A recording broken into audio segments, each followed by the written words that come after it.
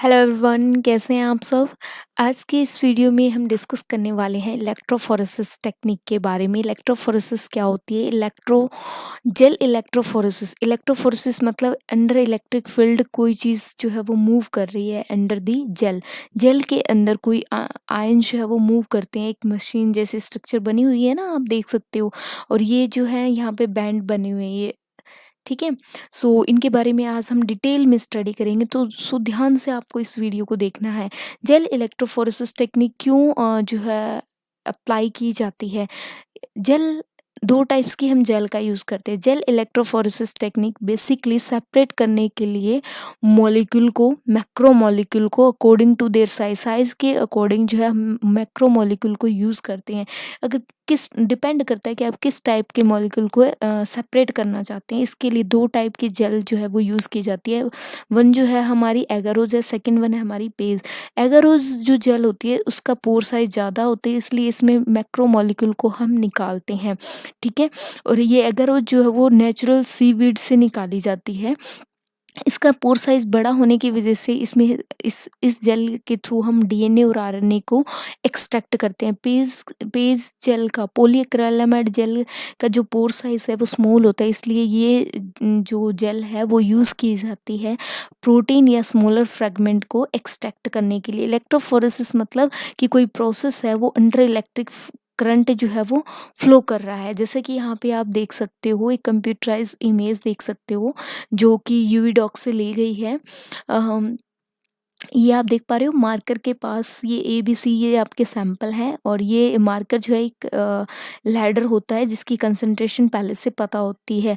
और जो near the Wales जो बैंड बनते हैं उनका जो बेस पेयर जो फ्रेगमेंट का साइज़ है वो ज़्यादा होता है एज़ कम्पेयर टू द जो दूर बनते हैं। जैसे कि यहाँ पे देख सकते हो ना, ये स्मॉलर फ्रेगमेंट है जो 100 बेस पेयर का है, सेकेंड 200 बेस पेयर का है। जो स्मॉलर फ्रेगमेंट होते हैं वो जेल में फास्ट मूव करते हैं, और लार्जर फ्रेगमेंट जो है वो जो नियर द वॉल्व होते हैं वो स्लो मूव करते हैं, ठीक है। Because of their heavy weight और साइज बड़ा होने से इतना मूव नहीं कर पाते। जैसे फॉर एग्जांपल अगर मैं बात कहूँ, जैसे कि कोई मोटा और पतला इंसान होता है, तो मोटा इंसान ज़्यादा जल्दी भाग नहीं सकता है ना, क्योंकि उसका बहुत ज़्यादा वेट होता है, साइज ज़्यादा होता है।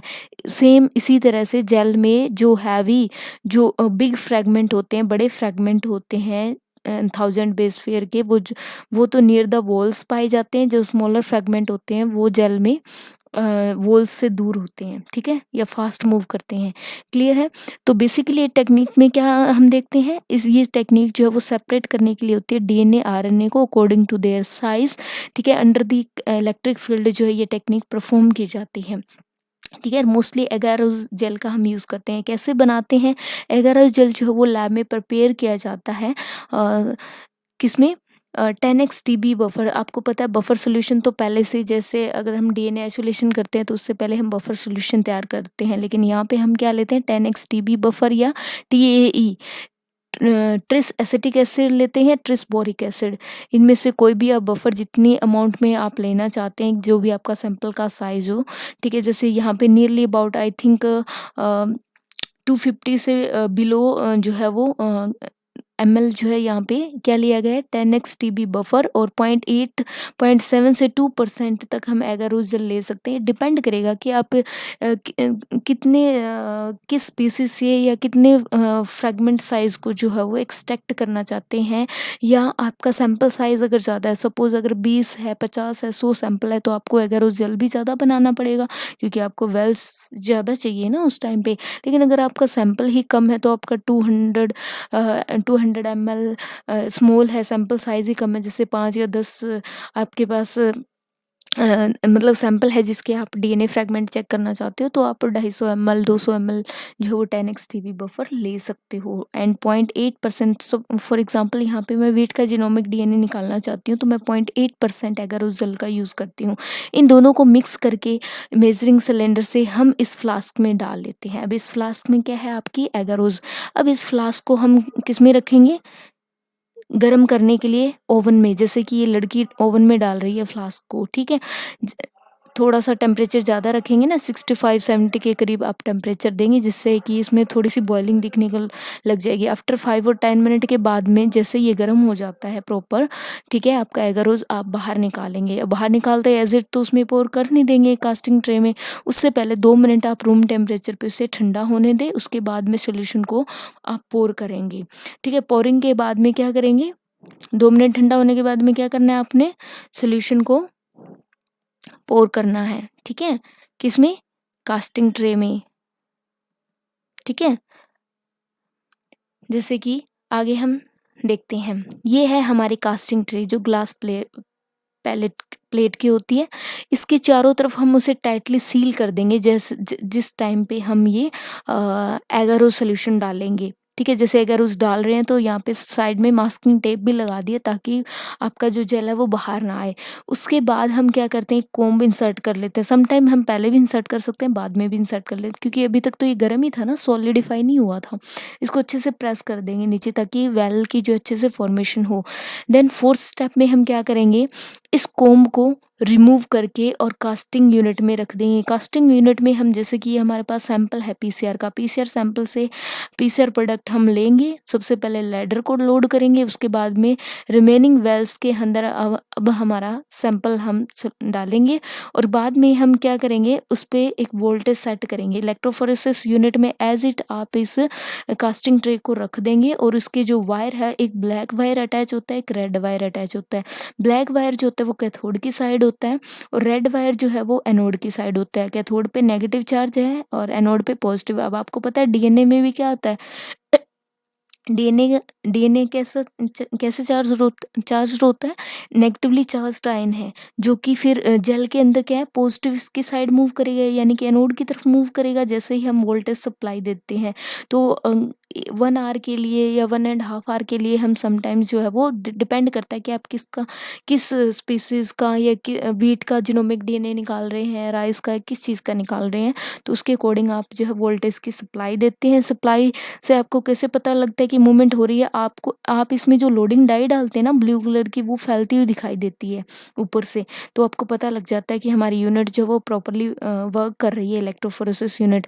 आफ्टर 1 आवर या 90 मिनट्स के बाद में आप क्या करते हैं, इस कास्टिंग ट्रे से जो है जेल को बाहर निकाल लेते हैं। जैसे कि मैं अभी दिखाती हूँ आपकी, ये ओरिजिनल पिक्चर है जो लैब में इस तरह से, ये है आपकी इलेक्ट्रोफोरेसिस यूनिट। आप देख पा रहे हो, रेड रेड वायर है जो है वो पॉजिटिव से कनेक्टेड है, पॉजिटिव यहाँ पे सॉकेट बने हुए हैं, और एक ब्लैक है वो ब्लैक नेगेटिव है, यानी कि कैथोड वाला जो है वो ब्लैक वायर है जो कैथोड के साथ ही अटैच है।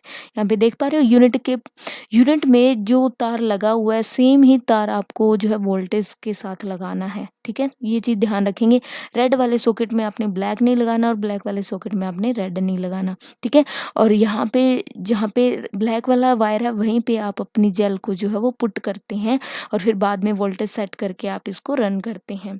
ठीक है, और जब सारा प्रोसेस कंप्लीट हो जाता है उसके बाद में आप यूवी विजुअल लाइट के अंदर जो है इस जेल को निकाल के देखते हैं। जैसे फॉर एग्जांपल आपने क्या किया, इस जेल को यूवी लाइट में डालने से पहले, एक्सपोज करवाने से पहले आप एटीबीआर ऐड करते हैं। एटीबीआर की क्या प्रॉपर्टी होती है, एटीबीआर की फ्लोरेसिंग की प्रॉपर्टी होती है, ये डीएनए के साथ अच्छे से बाइंड कर जाता है और इसके अलावा ये चिल्लेट करने का काम भी करता है मैग्नीशियम आयन को, जिसकी वजह से हमें डीएनए के जो है वो बैंड यूवी अल्ट्रावायलेट रेज जब हम उस पे फॉल करवाते हैं तब हमें दिखाई देते हैं।